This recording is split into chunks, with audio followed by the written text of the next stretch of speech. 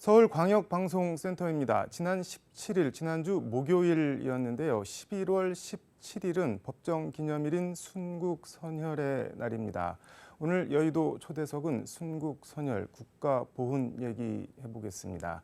박민식 국가보훈처장 스튜디오에 모셨습니다. 어서 오십시오, 처장님. 안녕하세요. 지난 5월 취임하셨으니까 이제 6개월 남짓 보훈처장 업무를 수행을 하셨는데 뭐 검사도 하셨고 재선 국회의원도 하셨는데 보훈 업무는 처음이시죠? 그렇습니다. 뭐 소회나 느낌 같은 거 듣고 시작하겠습니다. 한마디로 그 밖에서 생각하던 그 국가 보훈과는 전혀 달랐습니다. 네. 정말 대한민국에서 가장 중요하고 막중한 일이다는 생각을 가지게 되었고, 뭐 아무쪼록 KBC 우리 광주방송 시청자 여러분들께서도 우리 국가 보훈에 대해서 많이 응원해 주시면 감사하겠습니다. 처장님도 보훈 가족이라는 말을 제가 들었는데 뭐 어떤 얘기인가요? 그렇습니다. 이제 보훈하면 네.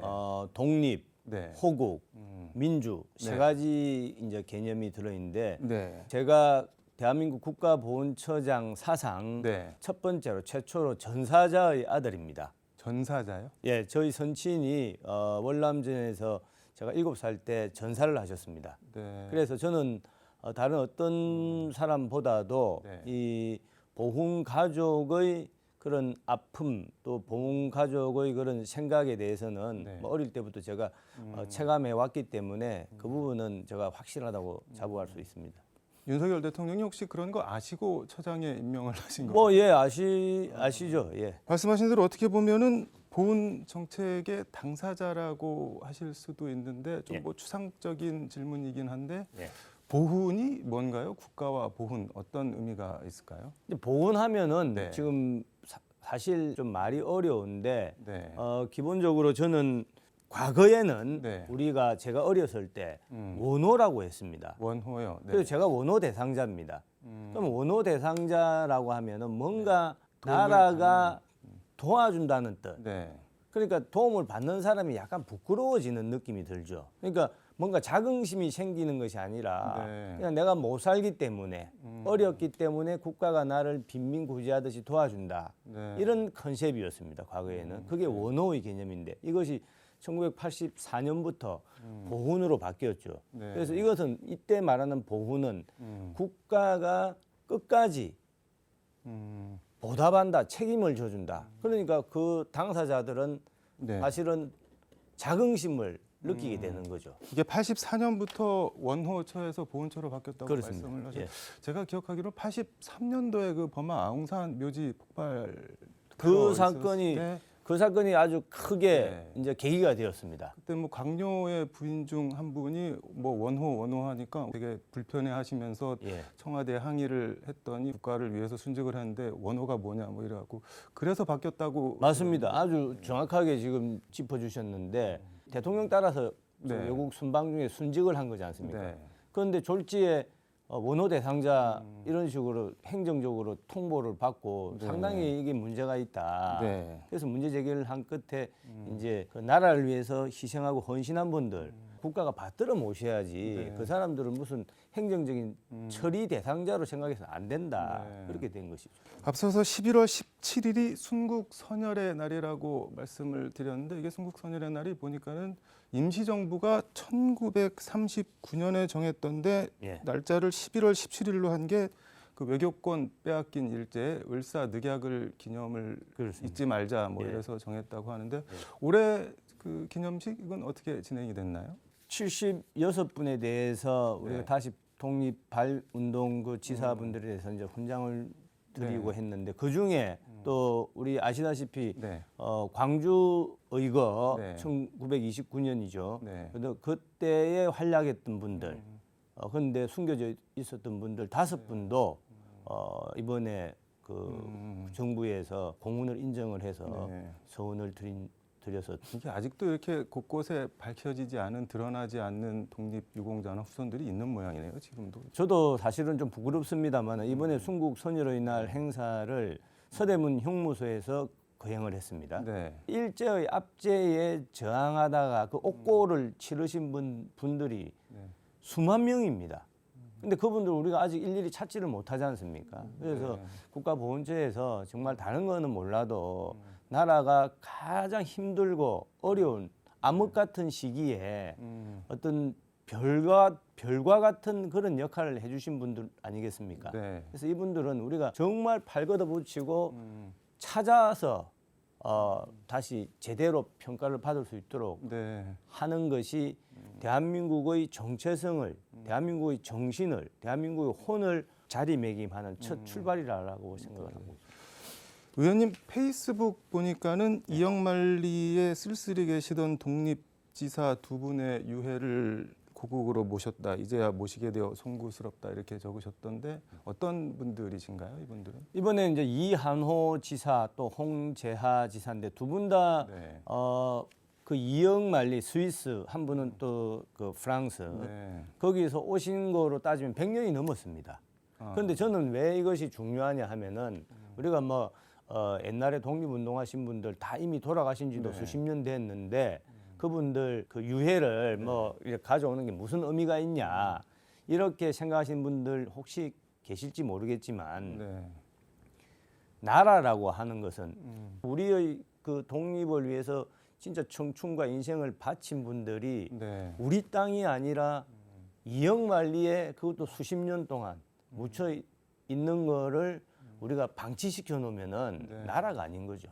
그래서 그 유해봉환 사업은 네. 정말 가장 중요한 일이고 아시다시피 안중근 네. 의사다 또 윤동주 시인이다. 네. 지금 이제 중국 땅에 묻혀 계신데 네. 이런 분들의 유해 봉환도 하루 빨리 네. 우리가 고국으로 이렇게 모실 수 있어야 된다라고 생각하고 있습니다. 그 드라마 미스터 선샤인에서 이병헌 씨가 맡았던 역 유진초이 이분도 실존 인물이라고 하는데 이분 유해 봉환도 지금 추진을 하고 있다고 들었는데 이거는 어떤 얘기인가요? 이건 약간 비밀인데 제가 KBC 우리 광주 방송 네. 시청자분들께 좀 보고를 드리면은 미스터 선샤인의 그 네. 주인공 황기환 지사님입니다. 네. 유진초이.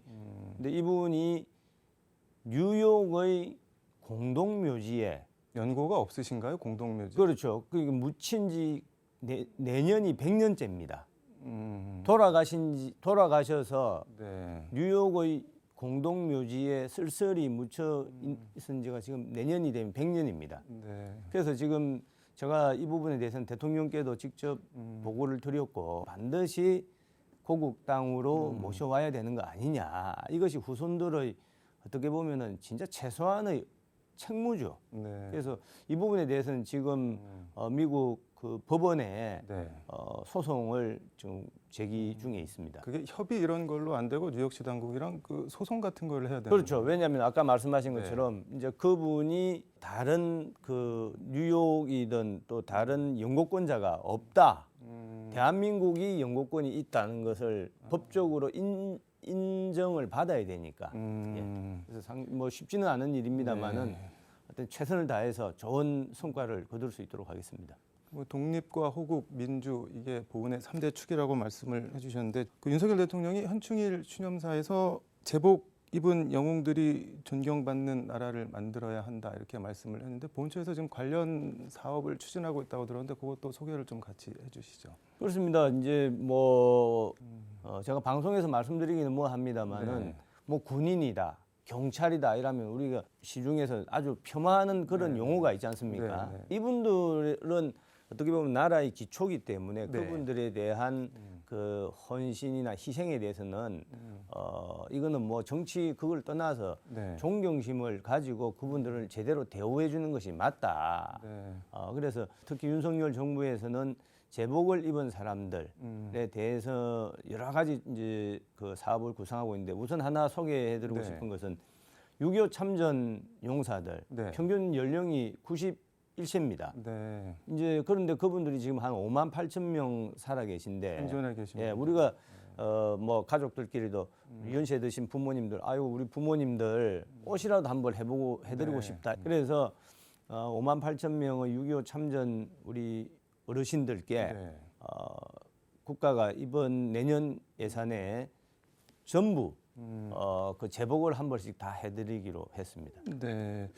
근데 내년이 정전 70주년이어서 뭐 의미가 더 있을 것 같은데 지금 국회가 예산 심사 시즌인데 지금 말씀하신 MIU 맨인 유니폼 예산이라고 하는 것 같던데 민주당에서 약간 좀 뜨악해하는 것 같던데 이게 뭐 대통령이 관심을 갖고 있어서 그런 건가요? 저는 그렇게 생각하지 않습니다. 네. 뭐 민주당 의원, 야당 의원님들도 저는 대부분 그 MIU, 네. 그 제복에 대한 존중 이런 부분에 대해서는 거의 비슷한 생각을 가지고 계시다고 저는 알고 있고 의견 교환을 하면 뭐 그런 부분은 충분히 잘 해결될 수 있으리라고 기대하고 있습니다. 이 예산 얘기 나온 김에 하나만 더 여쭤보면 그 재향군인의 보훈 지원 예산도 뭐 전액 삭감하겠다 뭐 현재는 이런 입장인 것 같은데 민주당 이거는 왜 그런 건가요? 이거? 재향군인의 그 이제 단체가 상당히 큰 규모인데 네. 아직까지는 그런 회계의 투명성 부분에 대해서 조금 미흡한 부분이 많이 있기 때문에 네. 그런 지적은 상당히 귀담아 들어야 되고 네. 다만 이제 그걸 또 한꺼번에 예산을 그렇다고 해서 딱 막아버리면은 그 재향군인의 존립이 네. 여러 가지 그 악 영향을 받기 때문에 잘 좀 협의를 하고 네. 좋은 그런 그 결과를 만들 수 있도록 노력하겠습니다. 지난달인가요? 그 5월 어머니 집 어머니들을 광주 5월 어머니 집 어머니들 서울로 초청을 해서 행사를 하셨다고 하는데 이거는 뭐 어떤 내용인가요? 네. 제가 뭐 취임하자마자 처음 갔던 행사가 5.18 행사였습니다. 네. 대통령도 가시고 그리고 그 이후에 또 제가 그냥 무작정 방문을 했습니다. 그 당시에. 그런데 정말 뜻밖에도 엄청 환대를 해주셨고 네. 그래서 제가 너무 고마워서 어머니 제가 한번 서울로 한번 네. 초청하고 싶습니다.